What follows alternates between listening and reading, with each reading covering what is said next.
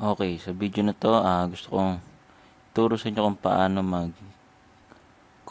ng peso into Bitcoin at yung Bitcoin na nasa coins.ph account nyo, ita-transfer natin dito sa blockchain account mo. Okay? So, simulan natin. So, for example, may laman, assuming na may laman yung peso wallet mo. Ito lang, i-click mo yung convert to BTC. Okay, so, any amount, pwede mong ilagay dyan. Okay, sa ngayon, yung 2 pesos muna. Test lang naman. Okay. Tapos, makikita mo magko-convert yan. At makikita mo magkakalaman dito. Okay? Yan. Okay.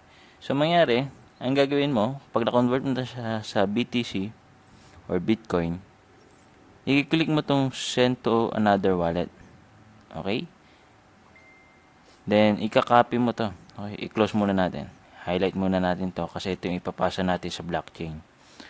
Then, click to send to another wallet. Lagay mo rito yung pinaka BTC. Okay? Yung pinaka Bitcoin wallet amount. And then, punta ka sa blockchain account mo. Okay? Login ka dyan. Okay, alam mo na kung paano mag-login. Ito ang kunin mo. Itong Bitcoin wallet address ng blockchain mo. And then, balik ka sa coins.ph. Lagay mo rito. Yan. Okay, then, makikita mo. Click mo lang yung continue and then send. Okay, so sending money na yan. Being reviewed. Makikita mo rito magkakalaman na to in a while. Ito natin ha. Okay, see?